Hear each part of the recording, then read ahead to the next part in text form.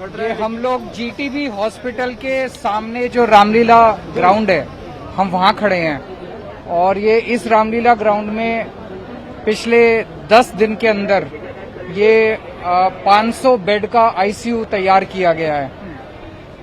हम जानते हैं कि ये सेकेंड वेव कितनी खतरनाक वेव रही है, जिसमें मरीज बहुत ज्यादा बीमार हुए और काफी ज्यादा डेथ हुई और बहुत बड़े पैमाने पे, व्यापक पैमाने पे संक्रमण हुआ। तो आईसीयू बेड्स की बहुत ज्यादा जरूरत पड़ी है। आईसीयू बेड्स की कमी पड़ गई थी, तो 500 बेड्स आज यहाँ पे तैयार हो गए हैं। आप लोग देख रहे हैं केवल मॉनिटर आने बाकी हैं, वो आज रात तक मॉनिटर्स भी पहुंच जाएंगे। कल से ये आईसीयू बेड्स, 500 आईसीयू बेड्स यहाँ पे जीटीबी हॉस्पिटल के साथ अटैच्ड हैं, ये चालू हो जाएंगे। इसी तरह से एलएनजेपी हॉस्पिटल के सामने भी रामलीला मैदान है, वहां भी 500 आईसीयू बेड्स 2 या 3 दिन के अंदर वहां भी चालू हो जाएंगे। तो मैं समझता हूं ये 1000 आईसीयू बेड्स एक साथ चालू होने से, मेरी समझ के हिसाब से अब दिल्ली में आईसीयू बेड्स की कमी शायद लोगों को महसूस नहीं होगी। उसी तरह से ऑक्सीजन बेड्स भी हम बहुत बड़े स्केल के ऊपर बढ़ाते जा रहे हैं।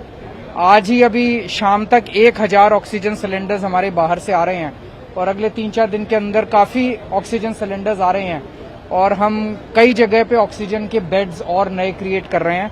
तो जो बीच में कुछ दिनों के लिए बेड्स की कमी महसूस हुई थी, वो बेड्स की कमी अब महसूस नहीं होगी। सर, यहाँ क्या अनुमान है कि कितनी ऑक्सीजन यहाँ खर्च होगी? ऑक्सीजन स्टोरेज 22 टन ऑक्सीजन यहाँ खर्च होगी। ऑक्सीजन के टैंक्स बाहर लगे हुए हैं, आपने देखे, और ऑक्सीजन की कमी महसूस नहीं होगी अब।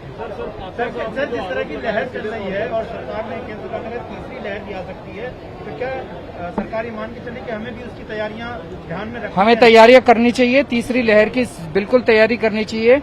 एक और हमें अपना ये जो इंफ्रास्ट्रक्चर है, इसको और एक्सपेंड करना पड़ेगा। नवंबर में दिल्ली के अंदर एक लहर आई थी जब 8,500 केस आए थे, उसको हमने बड़े सक्सेसफुली बिना किसी प्रॉब्लम के डील किया। ये जो लहर आई, इसमें 28,000 केस आए हैं मैक्सिमम, मतलब बियॉन्ड सारे कैपेबिलिटीज, जिसकी वजह से बहुत ज्यादा पूरा इंफ्रास्ट्रक्चर तनाव में आ गया था। लेकिन अब हम जिस स्केल के ऊपर इंफ्रास्ट्रक्चर क्रिएट कर रहे हैं, हमें हफ्ते 10 दिन लग गए, लेकिन अब जिस स्केल के ऊपर हम कर रहे हैं, अगर अगली लहर में 30,000 केस भी आते हैं तो हम उसको डील करने के लिए तैयार हैं। सर, वैक्सीन कितनी बची है? अरविंद जी, वैक्सीन 19 पर आ गई है आज। आपको लगता है पीक निकल 20% से कम हो गई है संक्रमण? हो सकता है आगे बढ़े? आपके मुंह में घी शक्कर। मैं उम्मीद करता हूं कि पीक निकल चुकी हो। मैं उम्मीद करता हूं कि आने वाले समय में केसेस कम हो, लेकिन सरकार में होते हुए और दिल्ली का मुख्यमंत्री होते हुए मैं अपनी तरफ से कोई भी ढिलाई नहीं देना चाहूंगा। मैं अपनी तरफ से सारी तैयारियां रखना चाहूंगा कि बाई चांस केसेस कल से बढ़ने चालू हो जाएं। कोई कुछ नहीं कह सकता इसमें। अगर बढ़ने चालू हो जाएं तो हम तैयार हैं, लोगों को चिंता करने की जरूरत नहीं है। वैक्सीन कितनी बची है बता दीजिए। वैक्सीन 3-4 दिन की और बची हुई है, और मैं उम्मीद करता हूं कि केंद्र 3-4 दिन की भी उस हिसाब से बची हुई है कि आज हम 1 से 1.25 lakh dose per day they रहे हैं। हम इसको 3 लाख तक ले जाएंगे अगले कुछ दिनों में। तो 3 लाख डोज पर डे अगर हम देते हैं तो 90 लाख डोज हम 1 महीने में दे सकते हैं।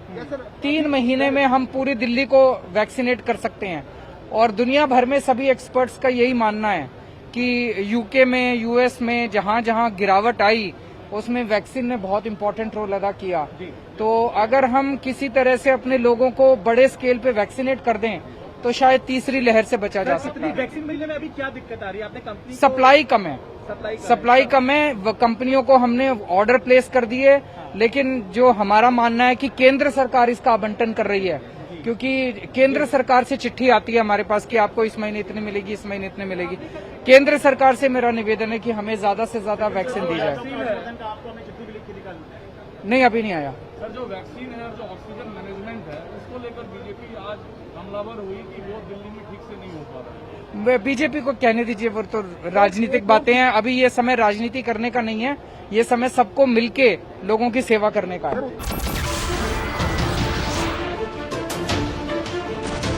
नमस्कार, मैं हूं मानक गुप्ता। अगर आपको हमारा ये वीडियो पसंद आया हो तो इसे लाइक और शेयर जरूर करें, और हाँ, हमें सब्सक्राइब और फॉलो करना ना भूलें, ताकि आप देश और दुनिया की कोई खबर मिस ना करें। तो जुड़े रहिए हमारे साथ और देखते रहिए News 24।